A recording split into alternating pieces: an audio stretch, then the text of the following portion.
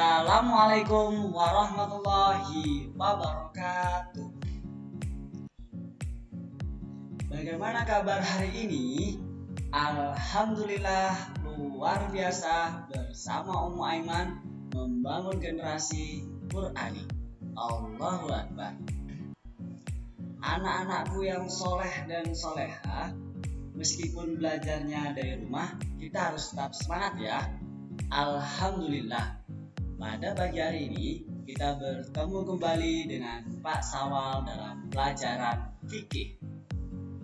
Pada kesempatan hari ini kita akan belajar bersama tentang rukun dan hal-hal yang membatalkan tayamum. Sebelum kita memulai pelajaran hari ini, alangkah baiknya kita mengucapkan basmalah bersama-sama agar ilmu yang kita peroleh hari ini menjadi manfaat dan barokah. Bismillahirrahmanirrahim. Amin. Dengarkan dan simak baik-baik. Materi yang pertama adalah rukun tayamum. Sama seperti halnya dengan wudu, tayamum juga mempunyai rukun-rukun atau tata cara ketika bertayamum. Karena tayamum adalah cara untuk menggantikan wudu jika tidak terdapat air atau ada penyakit yang tidak boleh terkena air. Maka dengan bertayamumlah solusinya. Sebagai umat muslim yang beriman, kita wajib tahu bagaimana tata cara bertayamum dengan baik sesuai ajaran Nabi Muhammad SAW. Nah, tayamum terdapat 4 rukun yang wajib kita ketahui. Antara lain 1. Niat. 2. Mengusap ke seluruh wajah. 3. Mengusap tangan sampai siku. Yang terakhir, tertib. Nah, ini adalah rukun tayamum yang kita semua wajib ketahui. Nah, rukun yang pertama adalah niat. Niat adalah dasar dari segala perbuatan. Sebelum mengucapkan niat, diri kita harus bersiap menghadap kiblat dan membaca basmalah terlebih dahulu. Niat tayamum berisi ungkapkan niat dan tujuan tayamum. Berikut bacaan niat tayamum dan artinya. Bismillahirrahmanirrahim. Nawaitu tayammuma li istibahatis sholati fardhan lillahi ta'ala. Artinya, aku niat bertayamum agar diperbolehkan sholat fardu karena Allah Ta'ala. Rukun tayamum yang kedua, mengusap debu ke seluruh wajah.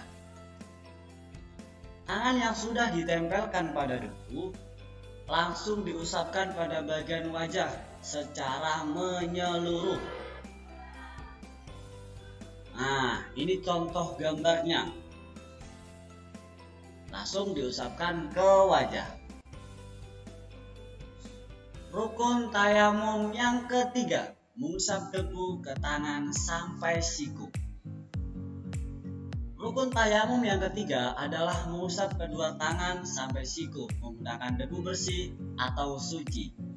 Telapak tangan kiri yang sudah ditempelkan di debu mengusap lengan kanan hingga ke siku, lalu diputar dan diusap kembali hingga ujung jari.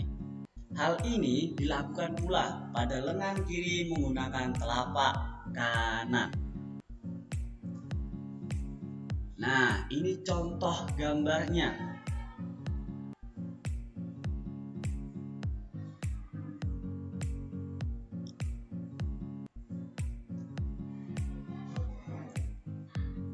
Rukun tayamum yang keempat,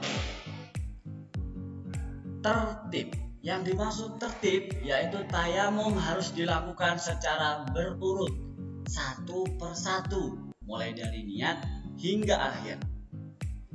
Niat, usap ke seluruh wajah, usap ke tangan sampai siku. Nah, itu harus secara tertib atau satu persatu. Tidak boleh dari niat langsung ke tangan atau wajah dulu baru niat. Nah, itu tidak boleh ya. Nah, materi yang kedua yaitu adalah membatalkan tayamum. Semua hal yang membatalkan wudhu itu juga bisa membatalkan tayamum, seperti keluar sesuatu dari 2 lubang kemaluan. Yang kedua, tidur dalam keadaan tidak duduk. 3, bersentuhan kulit dengan yang bukan mahramnya. Yang keempat, menyentuh kubul dan dubur. Yang kelima, hilangnya akal. Hal yang kedua yang membatalkan tayamum adalah menemukan air. Menemukan air sebelum selesai melakukan sholat. Ini karena tayamum adalah pengganti dari air. Jadi, apabila sesuatu yang digantikan sudah ada, maka penggantinya jadi tidak berguna.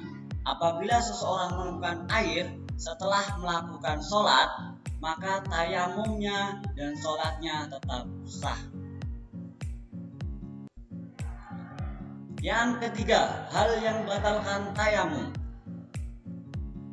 adalah bisa menggunakan air.